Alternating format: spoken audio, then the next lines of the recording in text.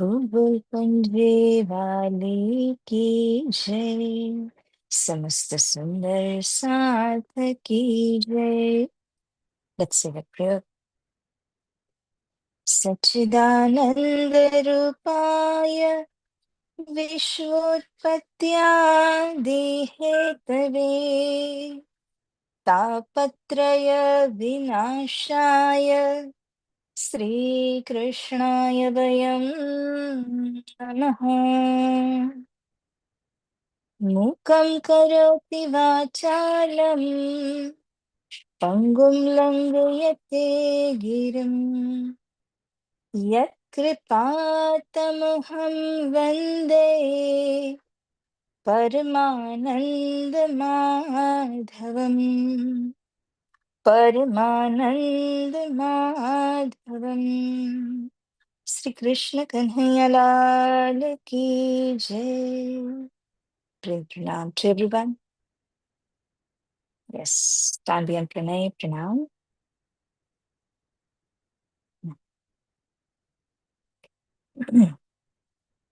So the last time we were doing the 6th chapter in which we learned about how to completely perform our duties yet sacrifice them without desire for fruits in them.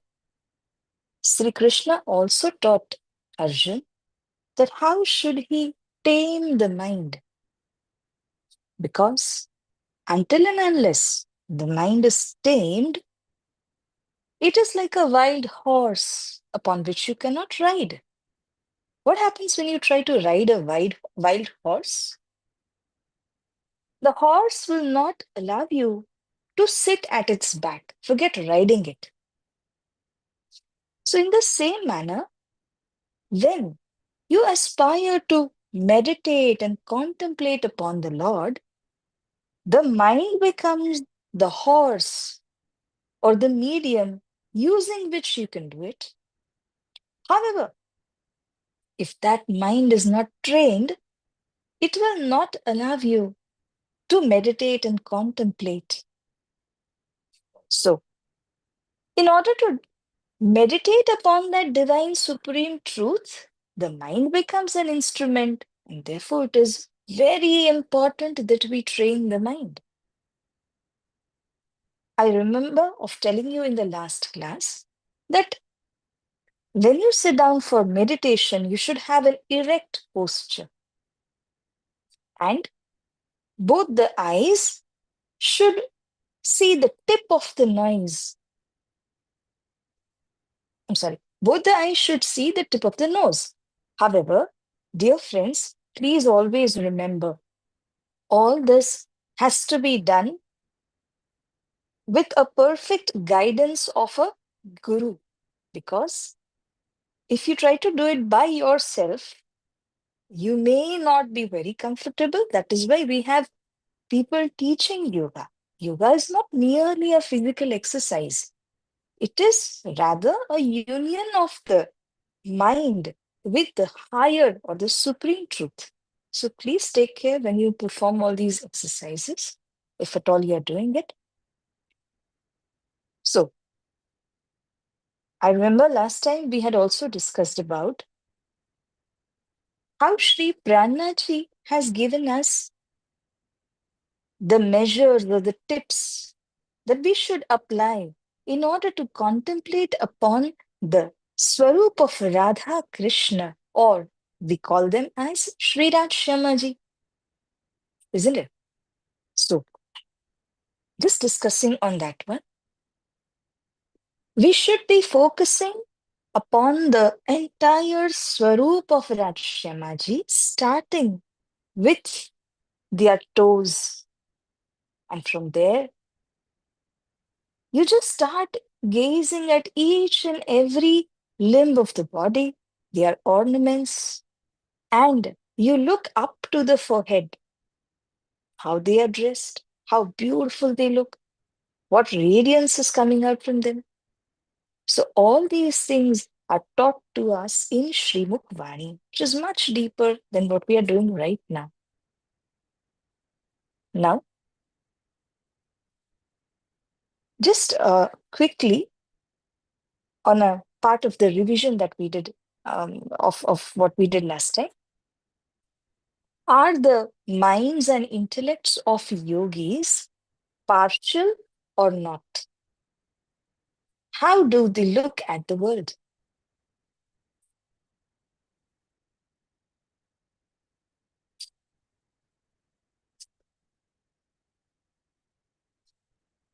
Are the yogis' intellect They're im- partial or not? they are impartial. They have to look at They're all impartial. the world. Yes. Because they have an equanimous vision. They look at everyone with the same eyes. They do not have any partiality, whether they are sinners, your friends, foes, or virtuous souls, whoever they are. Okay. We had discussed about the vision of the yogis at three levels. Can you all please answer on that? What are the three levels? The first level is that all beings are divine souls. The second level is that God is seated in everyone. And then the third level, everyone is a form of God himself. Yes. So you see the beauty of this? When you see everyone as the divine souls, with whom will you fight? Isn't it? And when you go still deeper, you will see that God is seated in everyone. There is no point in fighting, there is no point in having any discrimination towards them. And the yogis who go still deeper, they in fact believe that each and every creature on this earth is a form of God Himself. That there is no question of killing or fighting. At the same time, the yogi also knows whatever evil deeds are being done by anyone towards me or towards anybody else are all because the creatures, despite of the fact that they are a form of God, they are coming under the sway of Maya. They're coming under the sway of the gunas in them. We remember the three gunas, Sadgun, Rajagun, and Tamogun. Three modes. So, which is why the wrong or evil deeds are also done. However, it does not mean that the soul within them is impure. It is just that their mind is coming under the sway of Maya and doing wrong things. The yogi understands the soul is unaffected, the soul is untouched. So his eyes are upon the soul rather than upon the body, mind, or the deeds of the people. That is why they have an equanimous vision. Okay, so now for today, I think we have done up till the 16th verse, if I'm not wrong. Uh, can you all let me know that? The last thing that you all have noted is the 16th or 17th? We are on the 15th verse now. 15th. Okay, thank you. So I'll just give you all the verses.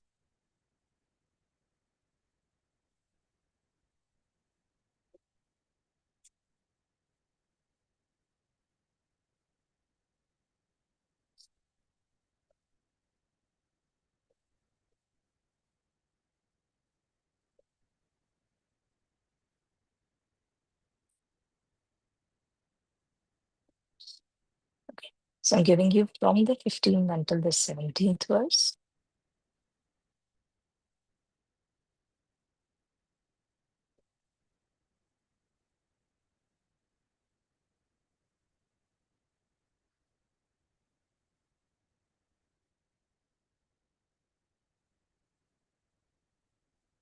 These are three verses. If you look at the 15th one, it says, what does a yogi do?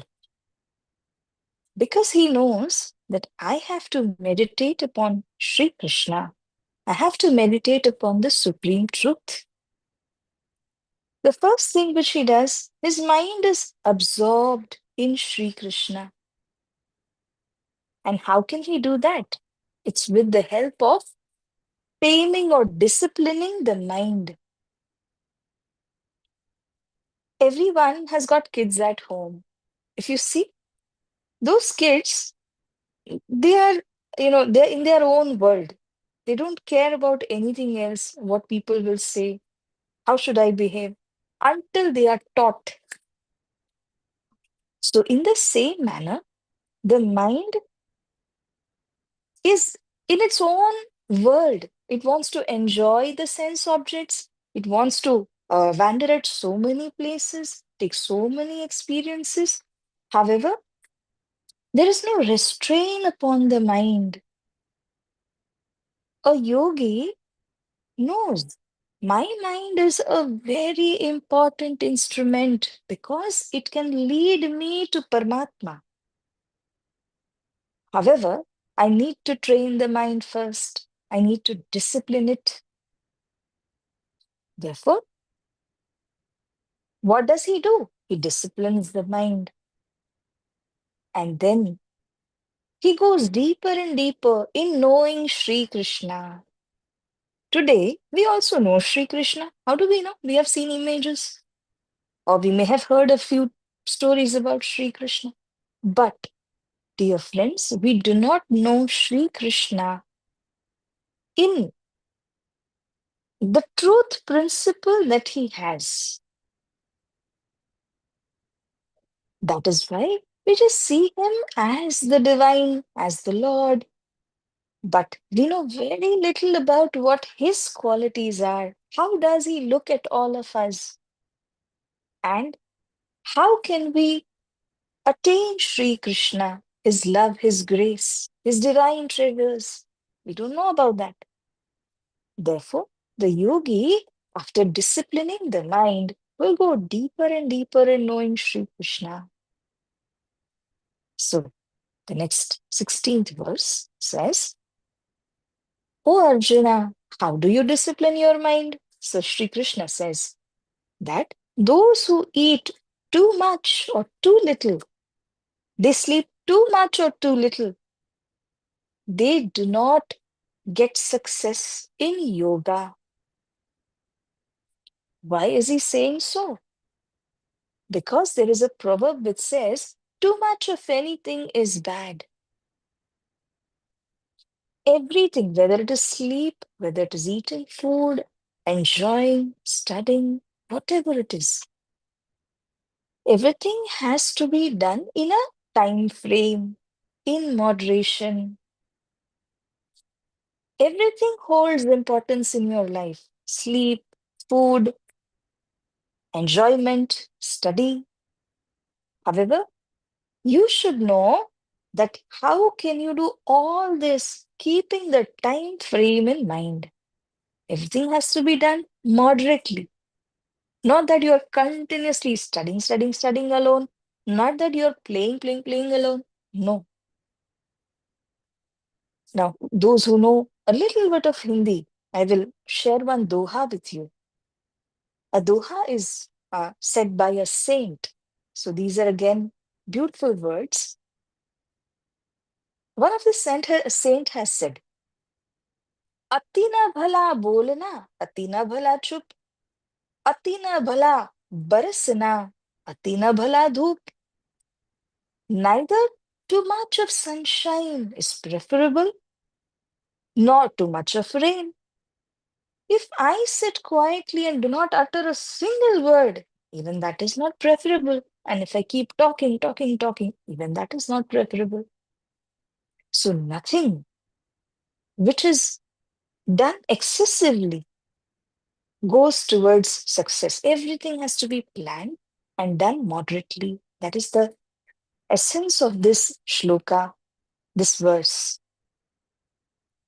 Further, Shri Krishna in the 17th verse, he says, those who are temperate in eating and recreation, balanced in work, regulated in sleep, they can mitigate all the sorrows by practicing yoga.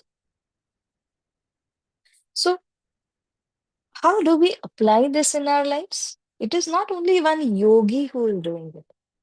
It is each and every one of us to whom Sri Krishna is talking. Because who is Arjuna? Is he a yogi or something? He's a householder, as all of us are. So, keeping that in mind, Shri Krishna is talking to Arjuna so that everyone in the world will benefit from the guidance being given by Krishna. He says, even when you are a student, you're a housewife or a teacher, doctor, whatever you are, but in your respective roles in the society, please practice this temperance and moderation. That will lead you to yoga. Yoga is union, union with Sri Krishna. So here he says, you should be balanced in recreation, work, sleep, food, everything that you do. Dear friends, each and every deed which we perform, over some period of time, it becomes our habit. Now, please listen to this very carefully. For example, if at 4 p.m. in the evening, I feel like having tea or coffee. Today I had a sip of tea, and immediately next day again at 4 p.m., my mind will start alarming. The taste of the tea was very good. Let's have it. Now, over the years, this becomes my habit. Because every day I'm doing the same thing repeatedly. Nothing wrong. But if wrong things come into practice, they will also come into my habits. What will happen then? All my habits taken together, they become my character. So you can imagine that just one thought in the mind and it can go up till forming your character. That is why every time a thought arises in us, just have a look at it. If it is a negative thought, if you're being pessimistic, if you're going towards a wrong habit, please stop there itself. I've been telling small kids in their session that how one wrong thought will take you towards a worst decision of your life. You may not imagine that much. When the thought arises, however, one thought stepwise takes you to a wrong decision. That is why it is important to regulate the thoughts of the mind. The mind is just projecting thoughts, but we have to determine whether those thoughts are useful to us, they are positive or negative. So please, if you look at this guidance being given by Sri Krishna, you will understand that everything in life holds importance, but do not start flourishing all those negative or pessimistic thoughts in yourself to lead it to a habit and then to lead it to your character. At the very first instance, when it arises, just nip it at the bud. So, this is the guidance given by Sri Krishna, the Supreme Divine Personality, which we should all inculcate in our lives. Okay, so far, any questions? Okay, so I will proceed to the next verse. If there are any questions, please let me know.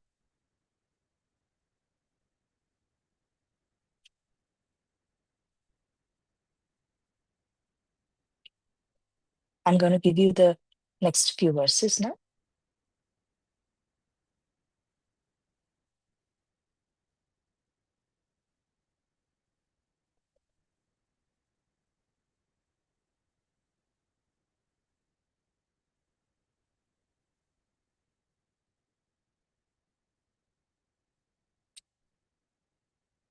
Okay, so here you can see the 18th verse.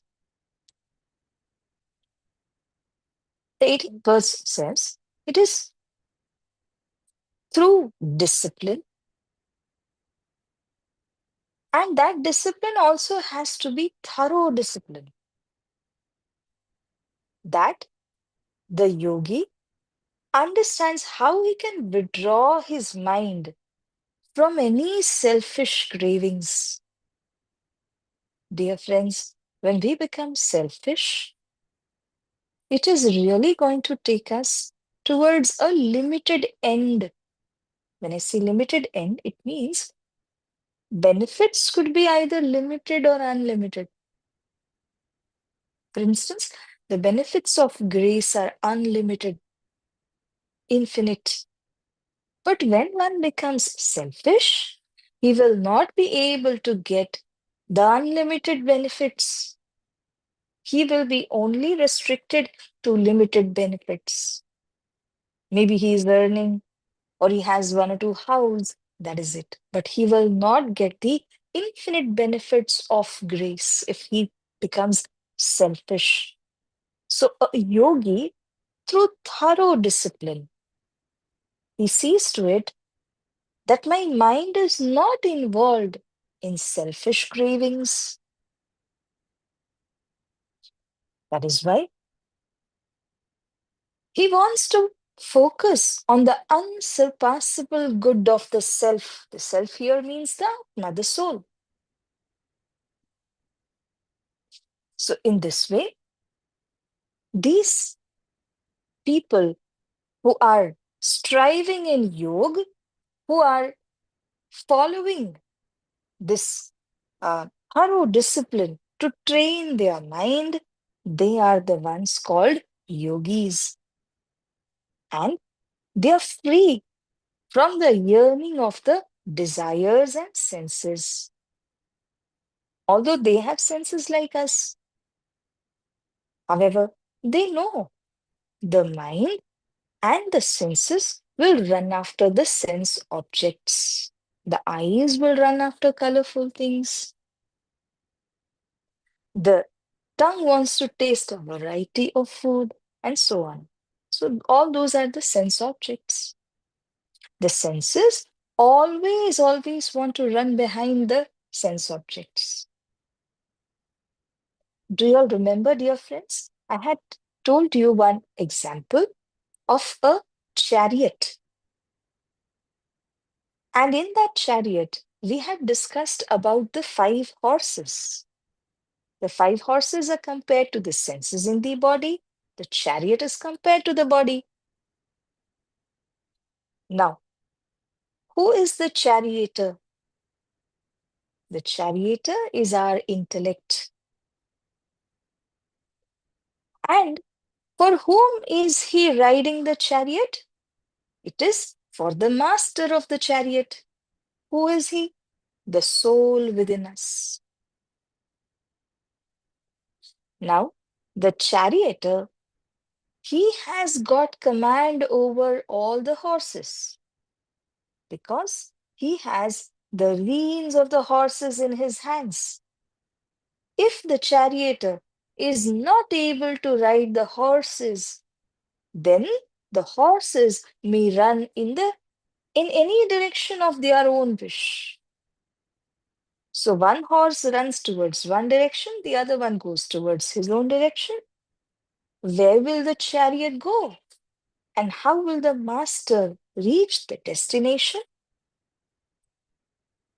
Therefore, remembering that example, we should always understand the senses have got a lot of power. However, we have to constrain them for the good of the soul. If you do not do so, they will go towards Maya. So, the yogi always practices self constraint, self restraint, and thorough discipline. Now, in the immediate next verse, we're given it. Yes, I have given the 19th verse as well, where you can see the beautiful example that Sri Krishna has given. He says, just try to imagine how the mind of a yogi looks like. And how does our mind look like? Our mind is constantly wandering at so many places. It is unsettled. The yogi's mind is completely disciplined, it is completely focused. To give an example, Sri Krishna says that think of a lamp which is lit. And if you look at the lamp in the windless place, the flame of the lamp is unflickering, unmoving. It is completely straight and erect. Such unflickering is the mind of a yogi because he's constantly observing the mind, following disciplines. That is why his mind looks like an unflickering flame of the lamp. Whereas for us who are not ready to train our mind or whose mind keeps on wandering at several places, our flame, if you can see, keeps on wavering, it keeps on moving. It is not focused. So, by giving the example of the lamp and its flame, Sri Krishna is letting us know that how beautifully the yogi is training his mind to be silent, focused, and calm. Now, after having said that the yogi remains steady in meditation on the Supreme, in the next verse, Sri Krishna says that when the mind restrained from the material activities, it still becomes by the practice of yoga, then the yogi is able to behold the soul through the purified mind. It's a very important verse, my dear friends, because Krishna is saying that when you have a purified mind, with that, you will be able to see the soul, and with the darshan of the soul, you will be able to have the darshan of Sri Krishna as well. So you can imagine that how important is the mind as an instrument? How important is it to train the mind and to purify it? A purified mind becomes that instrument through which you can perceive the soul and the master of the soul, Sri Krishna. How do you purify your mind? Okay, so I just want to question this to every one of you. To cleanse your body, you may use any number of things, but how do you purify the mind? Please give me your answers. You purify with knowledge. Purify with knowledge, beautiful. Yes. Is there anything else also, or in knowledge, what exactly to do? Grace. Grace, yes, very good. Okay, anyone else who would like to answer?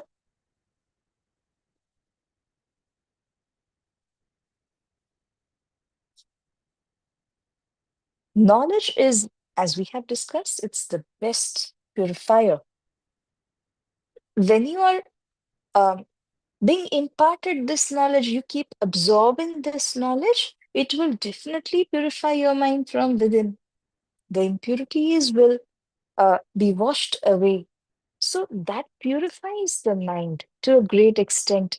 And then comes in grace. Grace will remove all the small and subtle impurities as well. And now the mind becomes that pure that it can see the soul within. Otherwise, an impure mind cannot even see the soul within us. Forget seeing Paramatma or Sri Krishna. So, purified mind is very, very important. Sri Pranaji says in this context that Nirmal hona yahi so aur dham varnan. I think many of you all may know this because we sing this in Seva Puja. He says, how do we become Nirmal? Nirmal means purified.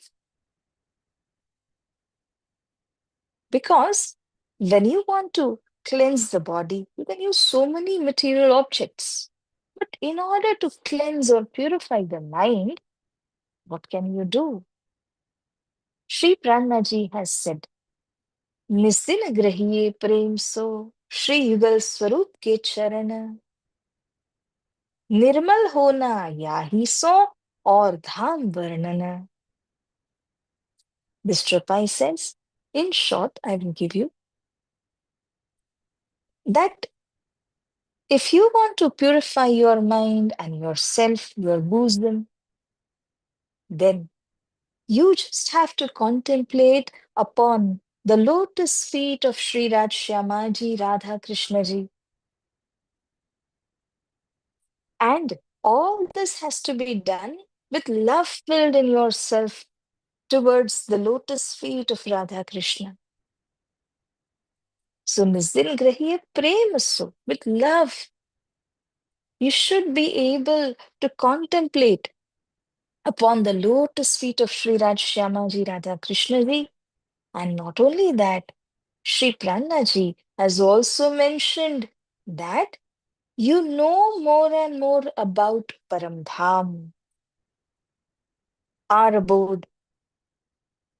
The more you know about that, the more you know about the eternal happiness of Sri Paramdham, that much more your mind will become settled and purified, free of impurities.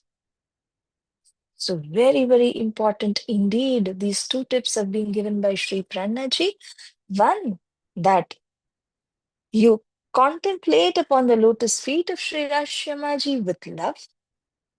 And the second thing is, know the supreme abode, the eternal joys of that abode. So, in this way, this is the guidance being given to us by Sri Prannaji to purify our mind. Okay? Now, we have done quite a few verses, so I just quickly question from that to know how much you'll have understood. Okay, in the 16th verse, what uh, measures or what advice is Sri Krishna trying to give Arjun in terms of eating, sleeping, recreation, etc.? That everything must be done in moderation. Fantastic. Everything has to be done in moderation because anything which you do in excess is going to harm you. That is why Sri Krishna says that the one who wants to become successful in yoga has to do it in a moderate way. Then, why is thorough discipline required in our life?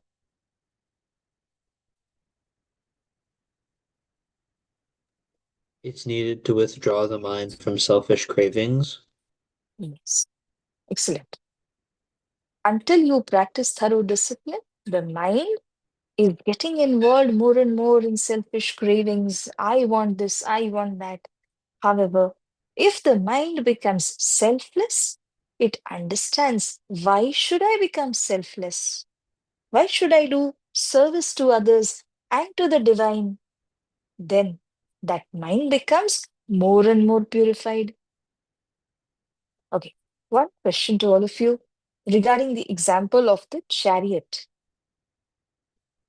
Who is the charioteer, if asked?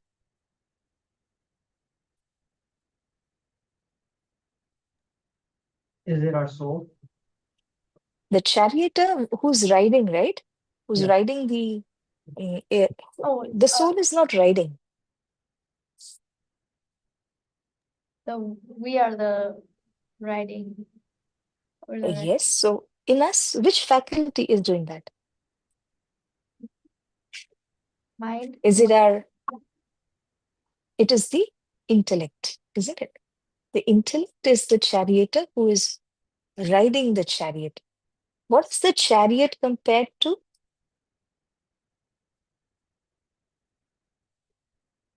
Is it compared to the body?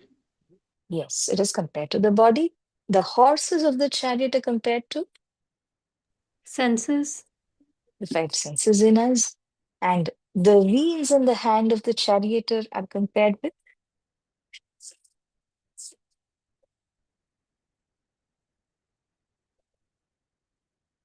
The reins are the mind. That is why he keeps pulling the reins to control the horses.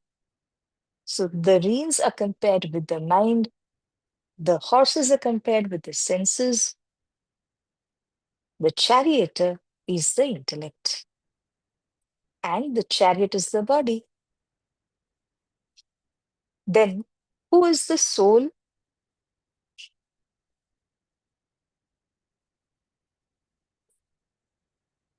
The soul is the master who is seated upon the chariot.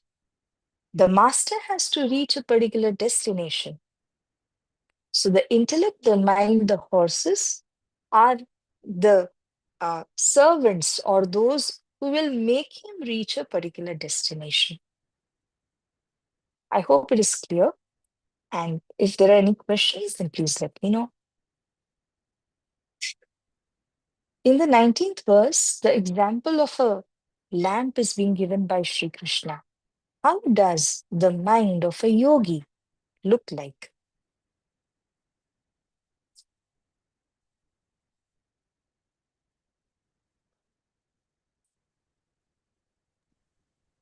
It's disciplined, so it remains steady and does not flicker.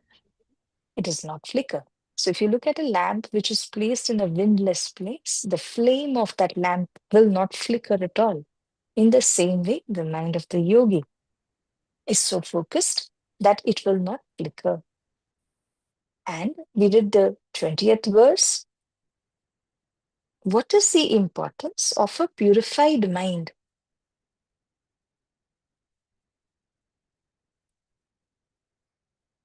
What can you see with the help of a purified mind? You're able to see the behold the soul. Yes. We are able to see the soul within ourselves. And when you see the soul, you will be able to see Sri Krishna, the Supreme Divine Personality, as well. So it's very important that the mind is restrained. And through this mind, the purified mind, we are able to see the soul and the master of the soul. All right. So I'll just give you all a couple of more verses.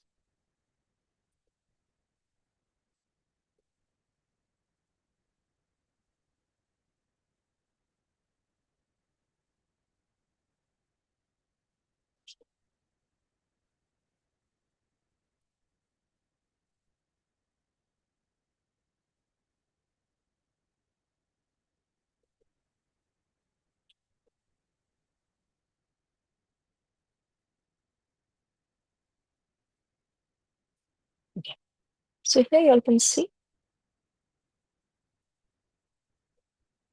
the 21st verse, in which Sri Krishna is now describing that after practicing thorough discipline, that yogi is able to contemplate upon Sri Krishna. His mind is unwavering, unflickering.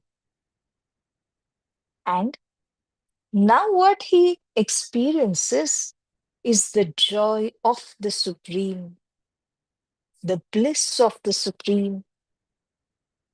That joy and that bliss, the state of enjoying that joy and bliss, is called samadhi. Those who are well versed in Hindi, or at least those who know of it, it is said, iski to samadhi lag gayi, which means the person, the yogi, has entered into such a state where he is one with the Supreme. He is able to enjoy the bliss. He is able to experience the eternal joy of the Supreme sitting right here in this mortal world. That state of the mind is called samadhi. So, The yogi experiences supreme divine boundless bliss, and one never deviates from the eternal truth. Of course, after having experienced that eternal bliss and joy, who will be able to deviate from it? Because it is ultimate. The one who experiences that only knows.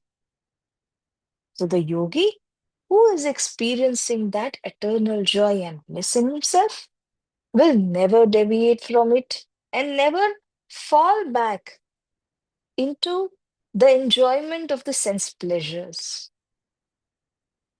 Dear friends, please note each one of us has got two natures. One is the lower nature, one is the higher nature. The lower nature takes you towards the gratification of senses, enjoyment of sense pleasures. That is what you always keep aiming at. If I have ice cream, if I have so and so thing, then I will feel very good. I will enjoy it. That is the lower nature of the mind.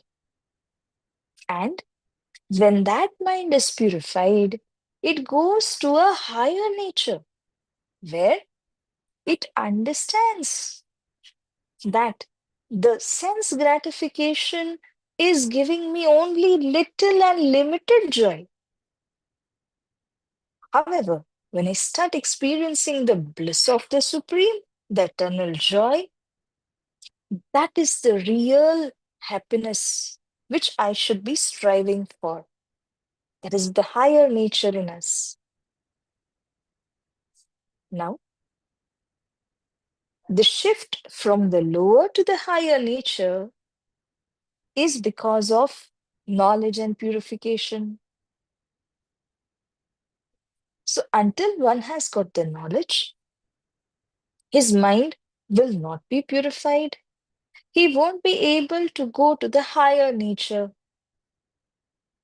and he will simply look for the sense gratification or the sense pleasures that he wants to enjoy. He will be in a selfish mode. However, the one who has been purified, he has the higher nature that will help him to be united with Sri Krishna. So, here, if we go to the 22nd one, now Sri Krishna says that the one who is able to enjoy that eternal bliss, eternal joy, he is called the one who is in the state of samadhi. Having gained the state of samadhi, one does not consider any attainment to be greater than that. As I said, it is the ultimate for him. Being thus established, one is not shaken even in the midst of the greatest calamity. You all can imagine the state where a yogi is in the state of samadhi and enjoying the supreme bliss. In that state, even if a great calamity has befallen him, that also will not affect him because he knows that even that calamity has come and it will pass. It will not stay permanently, it's just temporary. He will bear that because he is immersed in the divine bliss. So, this is what happens when the state of the mind changes. And finally, that state of severance from union with misery. Now, if you notice the words, severance means getting cut off from union with misery. That is called yog, which means, in short, that you are separating your mind from the reasons of misery. Why misery comes to one? It is not that only poor people are miserable, even the rich ones are, because the one who gains more and more of wealth is always worried. How should I retain my post and position? How should I gain more name and fame? That fire of getting more wealth, more name, fame, etc., never stops. So even the rich people who are called the well-set people in society, they may also be miserable because their mind is not allowing them to rest or settle down. So, dear friends, what is yoga? Shri Krishna is describing yoga in the 23rd verse by saying that the severance from union with misery is called yoga. And the yoga should be resolutely practiced. You should be determined to practice yoga. Every householder can do this practice if you are firm enough, if you're optimistic about it, you can definitely practice it. Because even in the householders, there are examples of the people who discipline their mind, who withdraw from the sense pleasures, who do all their duties, raising the children, earning, cooking, everything they'll be doing, yet their mind is focused on the divine. So, in this way, just I want to say that it is not only some sannyasis or some people who have left alone everything and are within themselves who can practice this. Each one of us can do. So Sri Krishna says that this is the practice of yoga, and whoever practices it will enjoy the supreme bliss and the eternal joy. So very quickly, a few questions and then we can wind up for today. Uh, in the 21st verse, Shri Krishna is talking about a state. Can you please name the state of that mind of the yogi? Joyous state. Samadhi. Yes, it is a joyous state, which is called samadhi. Yes, correct answers, both. Now, in the state of samadhi, what is he experiencing? The yogi is experiencing divine and eternal bliss. Yes, beautiful. Divine and eternal bliss. Correct. Now, in the 22nd verse, we see uh, after experiencing divine bliss and eternal joy within himself, does the yogi have anything better or more to experience? The answer is no, because that is the ultimate experience which he has. And he is so established in that experience of his that none of the calamities will be able to move him. He's so immersed in that. And finally, in the 23rd verse, how does Sri Krishna explain what is yoga?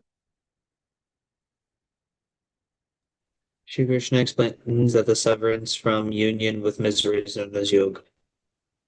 Yes, excellent. Very good. Sanvi, is it the same answer or you want to say it in your own words?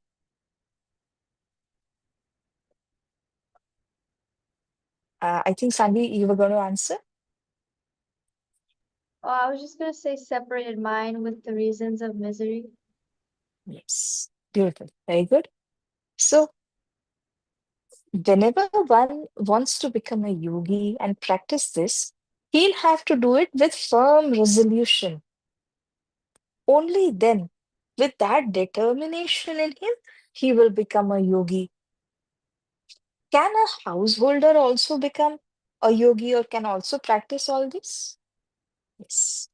So Sri Krishna is talking to Arjun, who is a householder, who is a warrior, who is a social being, completely immersed in the society. He has so many relations and contacts. Yet Krishna is talking to Arjun, advising him that you can also do all this. Now, after about a few verses, we'll see Arjun's response to what Sri Krishna has said. But I think for the day, this much is enough. So let's say our prayer.